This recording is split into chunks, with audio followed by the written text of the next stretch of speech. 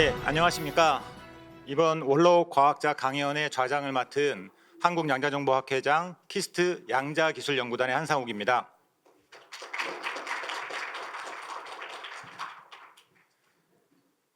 오늘 제가 이렇게 좌장을 맡아서 오늘 강연을 해주신 홍정기 교수님을 소개하는 어떤 그런 큰 영광을 갖게 됐습니다.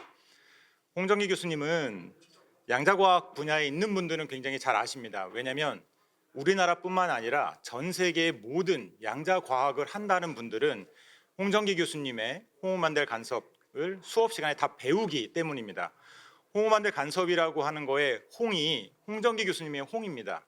근데 그거를 대단히 안타깝게도 우리나라 사람들도 잘 모르고 있습니다. 그래서 지금 자리를 이석하셔서 굉장히 안타까운데 창의재단의 정우성 이사장님과 지금 여기 계신 기자님들이 오늘 강연을 듣고 나서 홍 교수님을 인터뷰하면서 그것을 많이 알려주셨으면 좋겠습니다. 사실 양자과학 기술이 우리나라가 굉장히 좀 뒤처져 있다 이런 말씀을 많이 하시는데 우리나라가 따라잡고 선도할 수 있는 역량이 있다는 거에 증거 중에 하나가 선도적인 역할을 하신 홍 교수님이 대한민국 분이라는 게 하나의 증거가 아닐까 싶습니다. 그러면 오늘 강연을 하실 홍정기 교수님을 큰 박수로 맞이하겠습니다.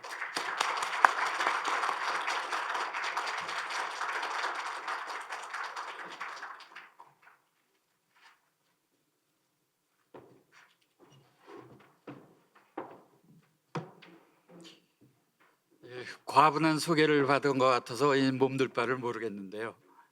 포항공대 홍정기입니다. 제가 이제 오늘 말씀드릴 게 지금 방금 말씀하셨던 그 홍우 만델 실험. 이게 사실은 이제 저도 이걸 한 지가 오래돼서 요새 대부분이 저보다 더 잘 아실 겁니다. 이거에 대해서. 그리고 모르시는 분들은 이제 인터넷 검색하시면 다 나와 있으니까 그런 얘기는 빼고 이제 저만이 아는 그 실험을 했을 당시에 그 비하인드 스토리를 좀 옛날 얘기처럼 들려드리겠습니다. 제가 이 제목에다가 이 양자 과학 밑에 이응을 붙여서 이제 광학을 만들었는데 이 광학이 빛을 연구하는 학문이죠. 그래서 이 빛을 연구하는 학문이 이 양자과학의 발달에 굉장히 중요한 역할을 했습니다. 바로 이제 이 블랙바디 레디에이션이라고 우리말로 흑체 복사죠. 그것의 이 스펙트럼을 이제 막스 플랑크가 규명을 했는데 그 과정인데 그 조금 깊이 들어간 거는 제가 생략을 하겠고, 그거에 더 나아가서 이제 광전 효과를 이제 아인슈타인이 아까 아인슈타인 얘기를 하신 분이 있는데 자치장님, 이 두 분이 이러한 광학적인 현상을 설명하면서 이 노벨상도 받고, 빛은 이제 에너지가 이 퀀텀 양자의 정수배로 이루어져 있다. 그래서 이제 그 에너지 단위가 H바 오메가. 그래서 H바가 바로 이 플랑크의 이름을 딴 플랑크 콘스탄트 상수가 되겠습니다.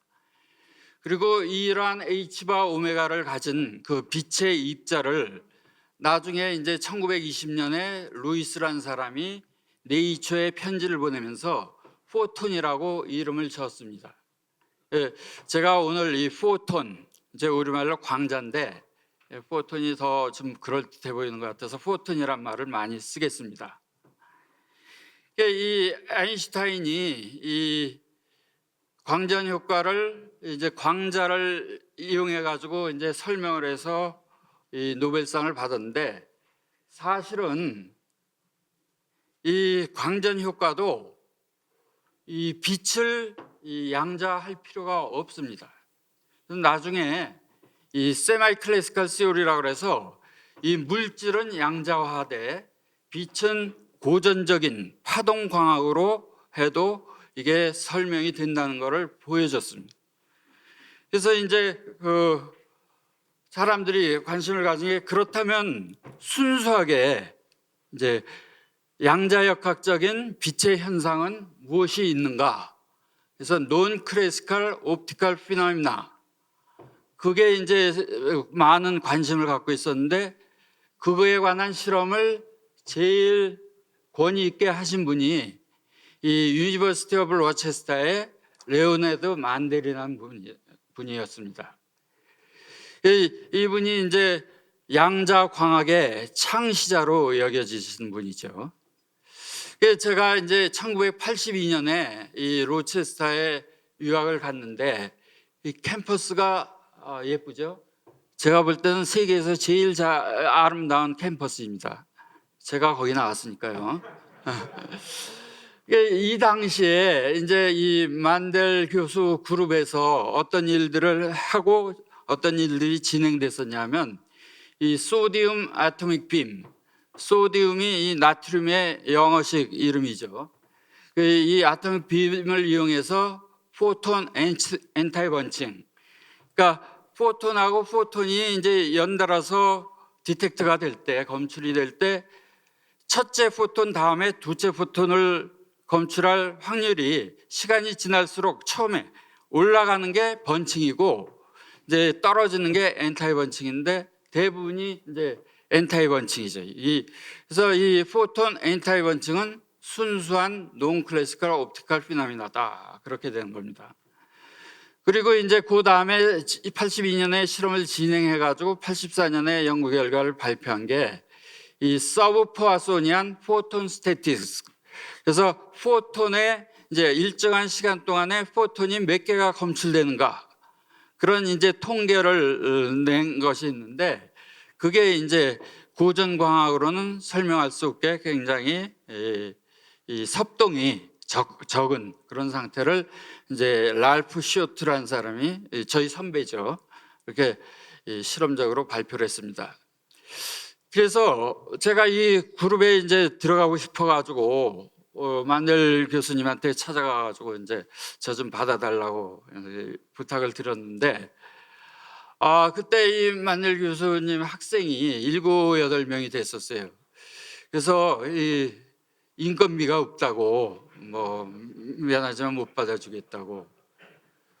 그래가지고 제가 이제 좀 실망스럽지만 이제 딴 데를 갔죠. 이 로체스터 부설에 이 레이저 에너제틱스라는 그 랩이 있는데, 여기서 레이저 퓨전 관련되는 연구를 하고 있었습니다. 근데 여기에서 이제 레이저 퓨전의 샘플을 맡으신 분이 김효근 교수님이라고, 박사님이라고 전에 광주과기원 원장을 하셨었죠. 그분이 여기 제라드 모로라는 사람인데 뭐 재밌는 연구를 하는 것 같다, 그래가지고 제가 이제 이분한테 찾아갔어요.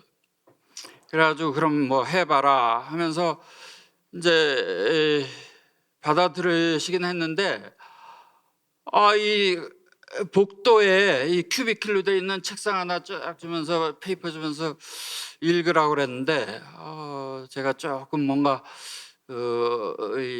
저랑 안 맞는 것 같은 느낌이 들어가지고 이제 다시 만델 교수를 찾아가게 됩니다. 근데 이제 아뿔싸 이 2018년에 이분이 노벨 프라이즈를 받게 됩니다. 노벨상을. 근데 더한 거는 이 자기 여학생하고 이제 같이 받았는데, 그 어떤 업적으로 받았냐? 제가 그 로체스터 가 있을 동안에 한 그 연구로 노벨상을 받았습니다. 그래서 이 스트리글랜드라는 사람이 우리나라에도 이제 다녀갔는데, 1988년에 저랑 같은 날 같은 장소에서 학위를 받았습니다. 박사학위를. 만약에 제가 이제 굳세게 여기서 버텼으면 오늘날 제가 이 자리에 없는 거죠. 그래서 이게 다행인지 불행인지. 그래가지고 뭐 결국 다시 이제 만델 교수님을 찾아가지고, 그러면 제가 이제 티칭 조교를 하겠다. 그래서 과에서 이제 돈을 받으면서 실험 조교도 하면서 연구를 하겠다. 그래서 이제 오케이를 하셔가지고 제가 그 실험실에 들어가게 됐습니다. 그래서 이 아까 말씀드렸듯이 8명이 이제 연구를 하고 있었는데 그 non-classical optical phenomena에 관련돼서는 이 2명이 연구를 하고 있었습니다. 그 소디움 아토믹 빔을 이용해 가지고 다시 투 포톤, 이제 포톤 2개 간에 이제 인터피어를 간섭 현상이 일어나는 거를 이제 이 구시라고 인도 출신 여학생이 이제 연구를 하고 있었고, 그다음에 이제 스티브 프라이버그라고 그래서 이제 조금 이따 말씀드리겠지만 스폰테니어스 파라메트릭 다운 컨버전에 관한 그걸 이용해 가지고 투 포톤 코릴레이션을 연구를 시작한 상태였습니다. 근데 이제 만델 교수님이 이거를 해라, 여기 같이. 근데 제가 딱 볼 때는 이게 불가능해 보였어요. 왜냐하면 이 아톰이 이렇게 쭉 가는데 그 다이레이저로 그걸 익사이트 시켜서 포톤을 하나 내고, 그게 조금 가다가 또 익사이트 돼가 포톤을 냈는데 포톤이 나올 때 사방팔방으로 퍼집니다. 그리고 시간 간격도 있어요. 근데 그걸 2개를 한쪽에서 이제 합쳐가지고 그걸 봐야 되는데 진공도 있고 다이레이저도 있고, 제가 볼 때 이게 참 이러다가 언제 졸업할지를 모르겠어요. 그래가지고 고민을 해가지고 약간 좀 방황을 하고 있었는데 이제 스티브 프라이버하고 얘기를 한 거죠. 그러면 이제 나랑 같이 하자. 그래서 저를 받아줬습니다. 그래서 저한테는 이 스티브 프라이버거가 은인이었습니다. 이 친구가 저를 안 받아줬으면 제가 또 오늘 이 자리에 없었죠. 그래서 이제 스티브 프라이버그랑 이제 스폰테이니어스 파라메트릭 다운 컨버전에 관해서 이제 연구를 했는데, 이게 뭐냐면 이 우리말로 하면 자발적 매개 하향 변환이 되겠습니다. 글자 그대로 이제 번역을 하면. 근데 여기 스폰테이니어스라는 얘기는 이제 레이저가 왜 스티뮬레이티드 이미션을 이용해 가지고 레이저가 나오잖아요. 그 스티뮬레이트의 반대 개념으로 그냥 저절로 외부의 영향이 없어도 일어나는 그 과정을 얘기하는 겁니다. 그래서 고전적으로는 여기 이 비선형 결정에다가 레이저 광선을 이렇게 보내면 이제 빛이 나오는데, 이 앞쪽에 필름 건판을 놓고 찍으면 이런 빛이 찍히게 됩니다. 그러니까 그 비선형 결정으로부터 이 곡갈처럼 이렇게 퍼져나가는 이제 빛이 되겠습니다. 그래서 이 고전적으로는 이게 굉장히 연구가 돼 있었는데, 이거를 이제 포톤의 관점에서 설명을 하면 이게 인탱글드 포톤 페어, 이제 2개 포톤이 나오는데 포톤이 여기 하나에 딱 검출이 되면 그 에너지하고 운동량 보존이 맞아 들어가게 이쪽에서 그 짝이 되는 포톤이 검출이 됩니다. 그 두 포톤 사이에 이 상관관계가 뭐 에너지, 운동량, 시간, 뭐 파장, 그런 식으로 상당히 이 고전적으로는 설명할 수 없는 관계가 있습니다. 근데 그 제가 여기 이 스티브 프라이버랑 같이 연구를 시작할 때만 해도 그거에 대한 이 이해가 그렇게 깊지가 않았어요.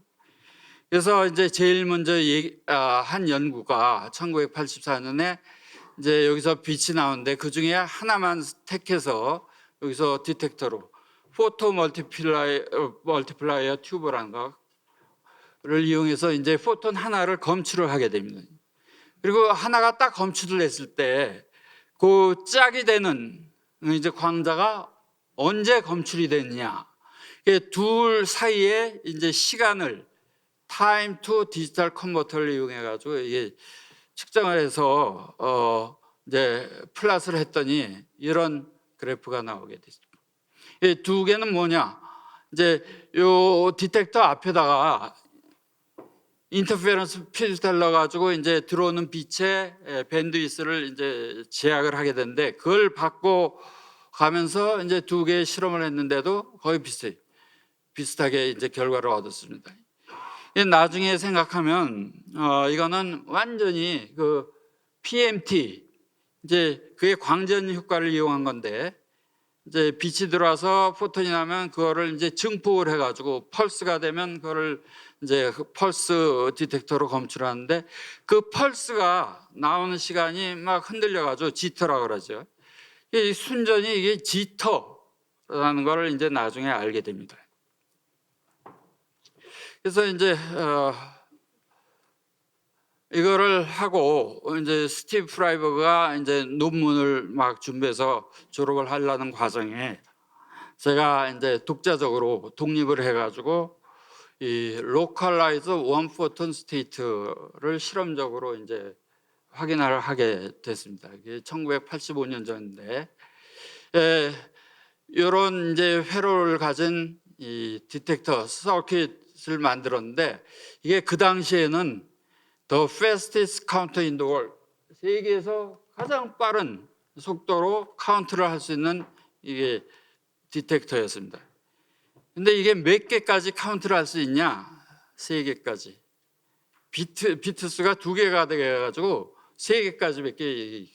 그래서 시판을 할 수가 없었죠. 뭐 특허도 못 내고. 왜냐?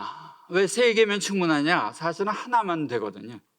그래서 이게 이제 디텍트 되고, 그거로부터 전후 한 3나노 세컨 이내에 이제 다른 쪽에 몇 개의 포톤이 디텍트가 되느냐 했더니 이제 딱 하나만 디텍트 된다. 이게 완전히 이 비고전적인 순수한 광학적인 빛의 상태가 됐습니다. 제일 간단하면서도 제일 양자적인 그런 빛의 상태가 됐어요. 그래서 이 실험을 하고 이제 그때가 1985년 지나가지고 이제 제가 그 당시에 논문이 한 10개쯤 이것저것 해서 10개쯤 나가지고 제 생각에 졸업을 좀 시켜주셔도 될 것 같은데, 그 연구실의 전통이 이제 먼저 들어온 사람 먼저 나가는 겁니다.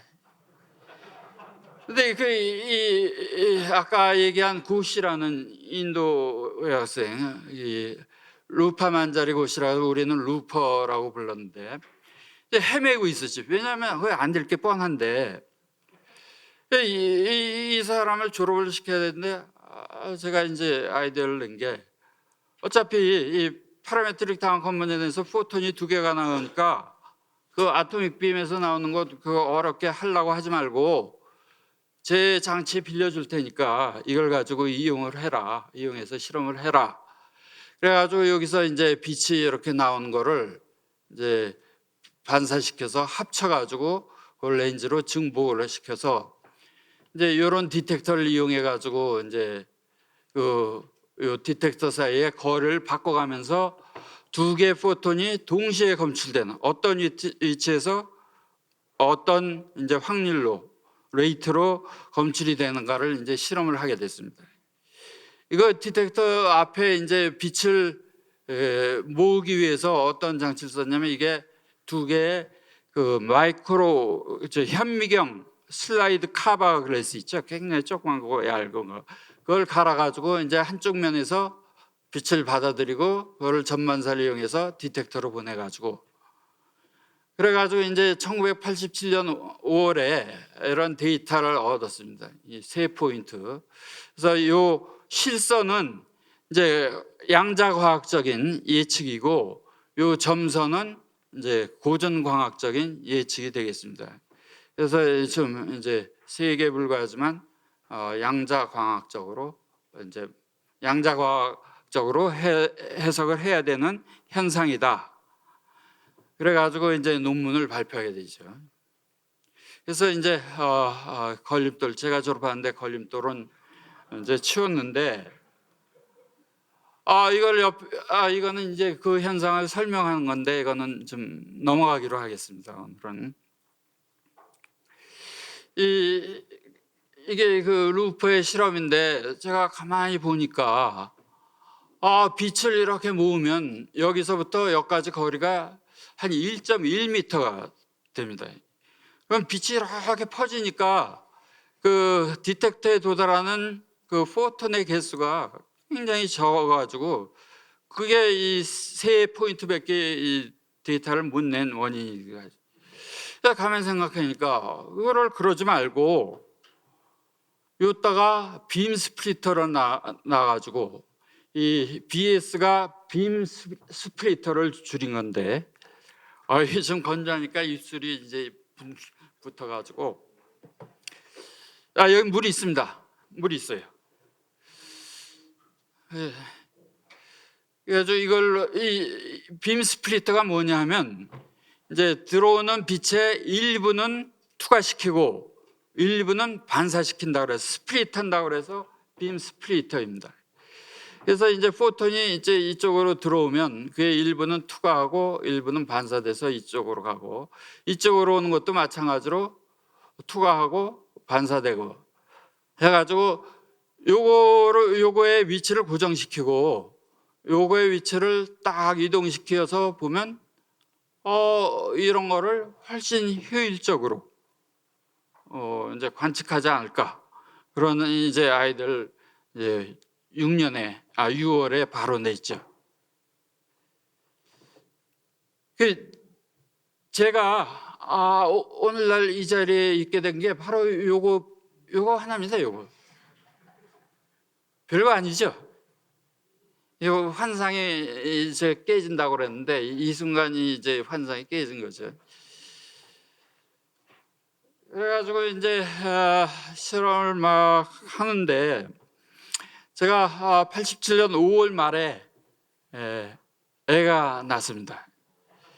그래서 제가 그 신경도 막 쓰이고 이게 또 이 빛을 이렇게 잘 배열을 해야 되는데 그것도 힘들어가지고 좀 데이터가 잘 안 나오고 있었어요. 꾸준히 하긴 했지만 그러는 와중에 이게 그 장치인데 이게 그 장치고 이게 그 비선형 결정에 입사시키는 알곤 아이온 레이저였습니다. 근데 여기 보시면 이게 이제 냉각수를 이용해서 쿨링을 하는 이제 쿨링 호스가 연결된 수도꼭지인데 어느 날 갔더니 난리가 났어요. 제 실험실 아래가 물리과 도서실이었는데 거의 천장에 비가 뚝뚝 물이 떨어지는. 그러고 가보니까 이게 수도꼭지에 이게 떨어진 거예요. 이게 뭐 죽을 죄를 지은 것 같고 막 그런데 놀라운 거는 그거에 대해서 저보고 뭐라고 하신 분이 댓글만 치라도 뭐라고 하신 분이 하나도 없었어요. 그 당시. 얼마나 고마웠겠습니까, 제가. 그런데 나중에 이게 저한테 다시 돌아왔어요. 제가 포항공대에서 이제 교수로 있을 때 아파트에 살았는데 어느 날 보니까 아파트 천장에서 물이 뚝뚝 떨어진다. 윗집이 해외여행을 갔는데 그 세탁기에 이 수도꼭지가 이게 떨어진 거예요. 근데 그 먼지가 좀 있어가지고 배수구가 막혀가지고 이제 부랴부랴 경비한테 얘기해가지고 갔더니 온 집안 바닥에 물이 5cm가 이렇게 차 있어요. 그러니까 이 사람이 죄 지으면 꼭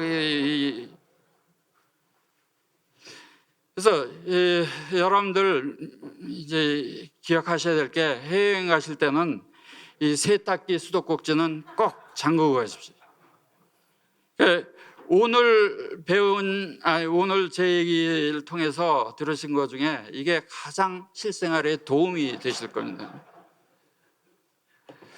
그리고 이 레이저가 또 고장이 나가지고 제가 그때 말하자면 똥차였는데 똥차에다 레이저를 싣고 뉴욕주 제 학교가 뉴욕주 꼭대기에 있었는데 거기서부터 펜실베니아 이 필라델피아 옆에 촌까지 이제 가서 싣고 가서 고쳐오기도 하고 뭐 이런 우여곡절이 좀 많았습니다. 이제 애를 낳아가지고 애가 며칠 돼서 이제 저희 아버님이 그때 신시내티에 저희 둘째 형 집에 계셨는데 이제 보고 싶다고 그러셔가지고 제가 애를 데리고 이제 갔어요. 그러면서 이제 그 3년 전에 프라이버그가 저를 이제 받아들여 줬듯이 그때 저랑 비슷한 상황에 있던 게 이 오우였습니다. 제프 오. 그래서 나랑 같이 일하자. 갚는다는 이제 생각으로 같이 일하자 하면서 그 친구랑 이제 열심히 이제 실험을 하다가 저는 이제 신시내티로 갔는데 갔다 왔더니 이 제프란 친구가 이 데이터를 딱 내놓은 거예요. 그래서 사실 제프의 공이 상당히 큽니다. 근데 빔 스플리터는 또 제가 아이디어를 냈고 그래가지고 이제 보면 프라이버그 고시 그러면서 이게 어떤 연구 결과라는 게 혼자서 하는 게 아니구나. 여러 사람의 도움을 받아가지고 같이 아이디어도 내고 그러면서 하는 걸 절실히 느꼈죠. 이게 바로 이제 아까 말씀드린 포톤 두 개의 인터피어런스 이 데이터입니다. 근데 이거를 발표를 할 수가 없잖아요. 같은 실험실에 루퍼가 이제 이거에 관해서 페이퍼를 내 가지고 심사 중인데 제가 이걸 또 나면 같은 실험실을 그것도 뭐 일주일 상관으로 내면 어떻게 되겠습니까? 한 달 상관으로. 그래서 이걸 못 내고 요거를 이제 발표를 하게 됩니다. 요건 뭐냐면 이제 아까 조금 돌아가서 이 빛의 방향을 완전히 일치시켜 가지고 두 개의 빔이 완전히 오버랩이 되게 하면서 요 빔 스플리터의 위치를 이렇게 바꾸면서 찍은 그 동시 카운트의 개수입니다. 그래서 가로축이 그 빔 스플리터의 위치고 이것이 동시 카운트되는 두 개의 포톤의 개수를 이제 플러스를 한 것이죠. 그래서 이게 나중에 이 HOM 홍어만대를 따가지고 HOM 딥 이렇게 파여 있다고 그래서 딥으로 이제 알려지게 됐습니다. 근데 그 당시에만 해도 이제 제가 그 실험을 한 거는 그 비선형적인 두 개의 포톤의 간섭 현상을 관측하려고 했던 거지 요즘처럼 이렇게 뭐 홍어만델 이펙트 그런 거에 대한 생각은 전혀 없었습니다.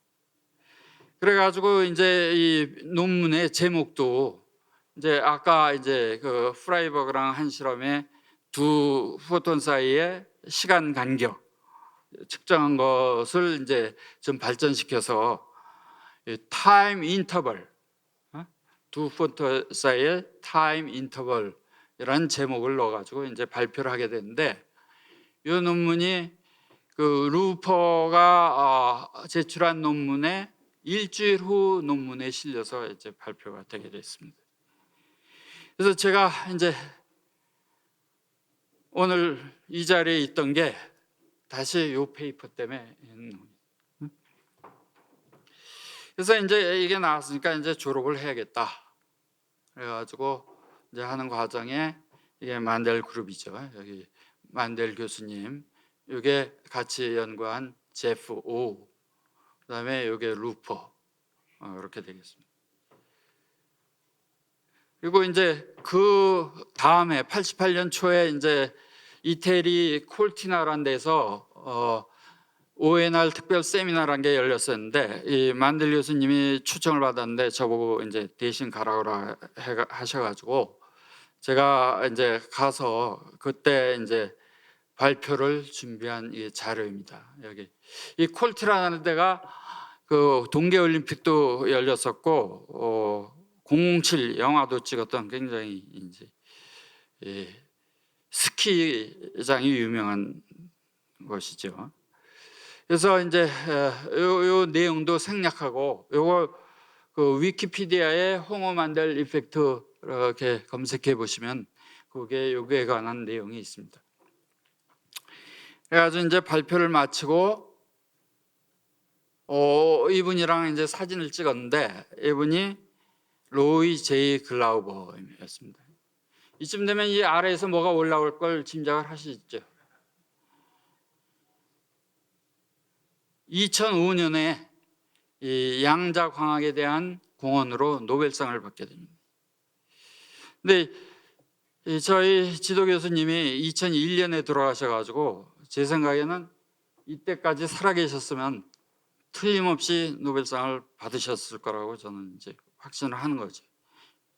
아무래도 이분의 업적보다는 만넬 교수님의 업적이 더 큰 것 같아요.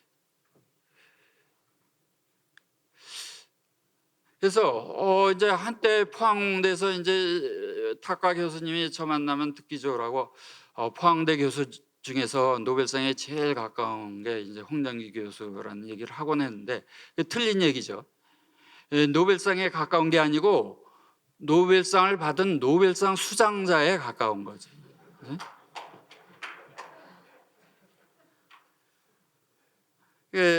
스티브가 이제 제가 논문을 준비한 동안에 이제 방문을 해가지고 사진을 찍었고 이게 제 아이입니다. 87년 홍어 만델 익스퍼리먼트가 같은 해 출생을 한 거예요.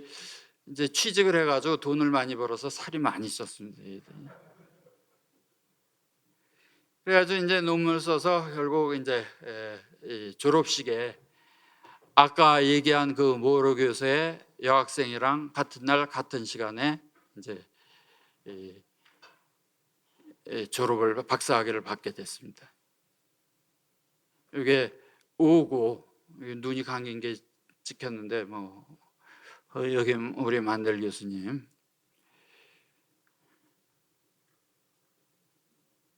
근데 이분이 아까 말씀드린 것처럼 아깝게도 2001년에 이제 타계를 하셔가지고 노벨상을 못 받고 돌아가셨죠. 이게 위키피디아에서 이분의 업적을 이제 정리한 건데 그 제일 처음에 이 홍어 만델 이펙트가 이제 영광스럽게도 이제 올라와 있는 거죠. 그래서 이제 제가 그렇게 이제 그 의미가 있는 실험인지를 모르고 있었는데 들린 얘기가 뭔가 좀 들려가지고 이제 위키피디아에 검색을 했더니 죄송합니다. 2021년에 그때가 조금 더 이제 보기 쉽게 정리가 돼 있어요.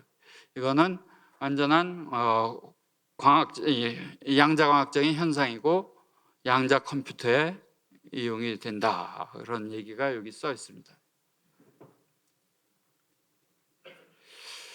그렇듯이 이제 제가 모르는 사이에 이게 뭐 여기저기서 많이 이용을 되고 있는데 이제 퀀텀 컴퓨팅, 퀀텀 컴퓨테이션, 크립토그래피 뭐 그러면서 심지어는 이제 고전적인 광에서 쇼펄스 랭스를 재는데도 이게 쓰이고 있습니다.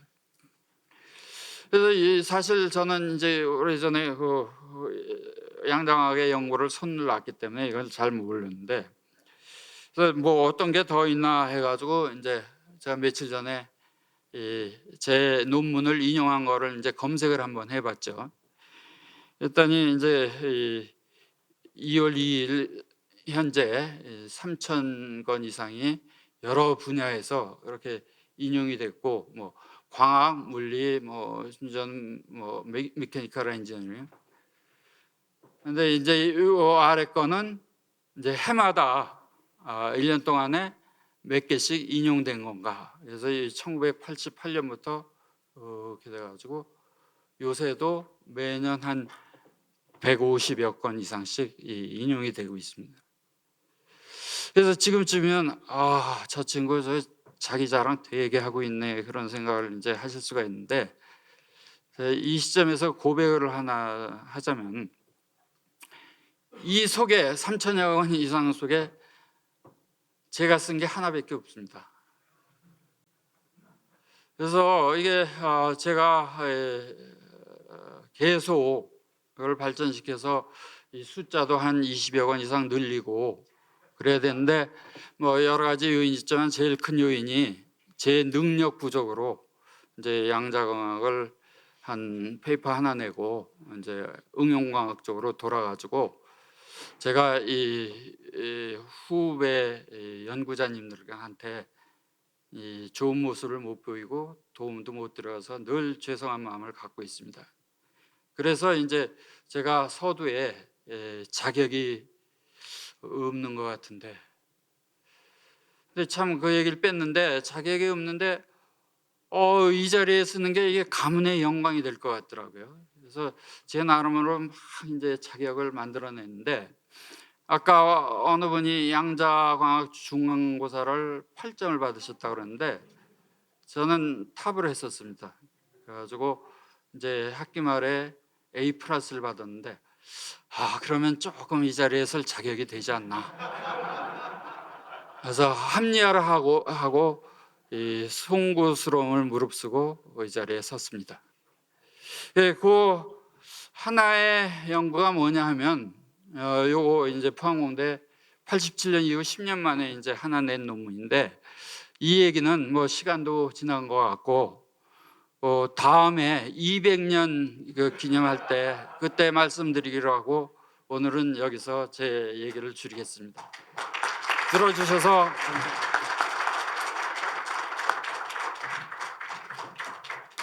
그 200년 강연사를 들을 수 있을지는 모르겠지만 건강하게 오래오래 사셔서 노벨상 타시기를 기원합니다. 다시 한번 뜨거운 박수 부탁드립니다.